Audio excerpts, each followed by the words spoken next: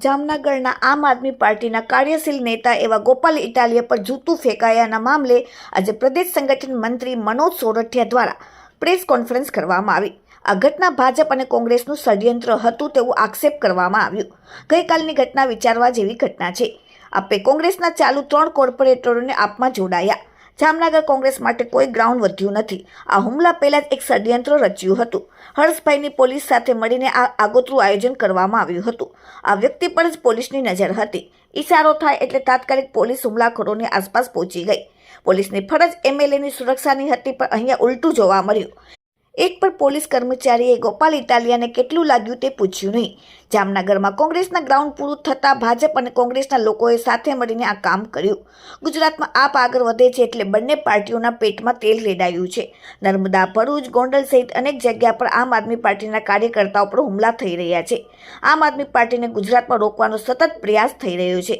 આ ઘટનાને સામાન્ય ઘટના તરીકે જનતા ગણતી નથી। આમ આદમી પાર્ટી સતત આ બાબતે સંઘર્ષ કરશે। અરવિંદ કેજરીવાલ ગુજરાતના 2 દિવસના પ્રવાસે આવી રહ્યા છે અને આવતીકાલે અરવિંદ કેજરીવાલ ગુજરાતમાં આવશે। આમ આદમી પાર્ટી કોંગ્રેસનો વિરોધ કરે છે, પણ દારૂબંધી માટે સમર્થન નિવેદન। આટલા બધા આક્ષેપો સાથે વધુમાં કહ્યું કે ગઈકાલે જામનગરની અંદર આમ આદમી પાર્ટીની એક સભા હતી, જેમાં જામનગરના ચાલુ કોર્પોરેટરો જે પદ ઉપર છે એવા કોંગ્રેસના 3 કોર્પોરેટરો આમ આદમી પાર્ટી સાથે જોડાયા। આ આખી વાતને લઈ અને કોંગ્રેસના એક કાર્યકર્તાએ ચાલુ સભામાં ગોપાલભાઈ ઇટાલિયા ઉપર એક હુમલો કર્યો છે। નોર્મલી આવી ઘટનાઓ જે છે આવેશમાં આવીને બનતી હોય, પણ ગઈકાલે જે ઘટના ઘટી એ સમગ્ર ઘટના એક ષડયંત્ર હતું। પોલીસને ખબર જ હતી કે આવી કોઈ ઘટના ઘટવાની છે। પોલીસના સાથે, પોલીસના પ્રોટેક્શનમાં જ આ વ્યક્તિએ સભાના સ્થળમાં ત્યાં સુધી પહોંચ્યો હતો। જેવી ઘટના ઘટી, જેવી એમણે જૂતું માર્યું એટલે તરત જ પોલીસે એ વ્યક્તિને કોર્ડન કરવાનું કામ કર્યું, એ વ્યક્તિને બચાવવાની કોશિશ કરી। પણ જે સંવૈધાનિક પદ ઉપર ચૂંટાયેલા ધારાસભ્ય છે એમને ના તો એમણે પૂછવાની કોશિશ કરી, ના તો એમણે એમની સંભાળ લેવાની કોશિશ કરી, ના એમને સુરક્ષિત સ્થળ ઉપર લઈ જવાની કોશિશ કરી।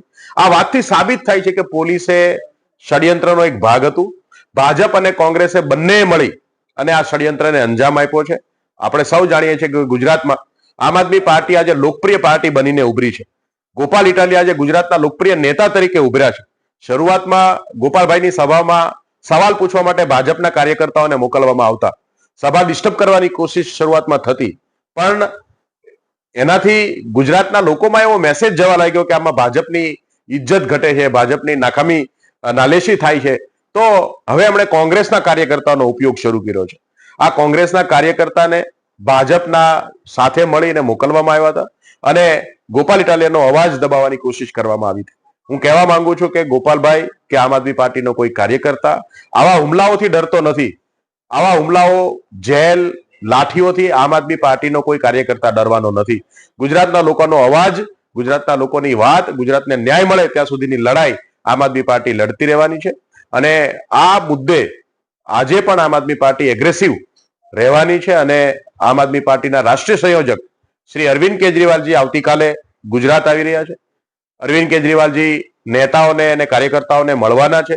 સાથે સાથે ગુજરાતમાં જે રીતે આમ આદમી પાર્ટીએ ખેડૂતોનું આંદોલન ઊભું કર્યું છે, આંદોલનને આવાજ આપવાનું કામ કર્યું છે, ત્યારે હળદર ઘટનાની અંદર ખેડૂતોને જે ખોટા કેસોમાં ફસાવીને જેલમાં નાખવામાં આવ્યા હતા, એ ખેડૂતોને આજે જ્યારે છૂટા છે ત્યારે અરવિંદ કેજરીવાલજી મળશે, એમના પરિવારોને મળશે અને જે ખેડૂતે આત્મહત્યા કરી છે એ ખેડૂતના પરિવારને મળવા પણ માન્ય અરવિંદ કેજરીવાલજી જવાના છે। આમ આદમી પાર્ટી એગ્રેસિવલી ગુજરાતના લોકોને જાગૃત કરવાનું અને ગુજરાતના લોકો આ બંને પાર્ટીનો હિસાબ કરે એવી તમામ સંઘર્ષો આમ આદમી પાર્ટી કરશે।